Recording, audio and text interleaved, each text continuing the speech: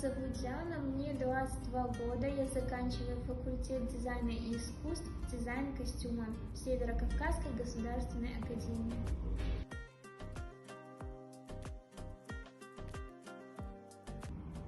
В будущем я хотела бы заниматься творческой профессией, уйти с головой в дизайн костюма и открыть свой бренд одежды, так как у меня есть свое видение, множество идей, которые хотелось бы воплотить в жизнь и которые могли бы быть интересны многим.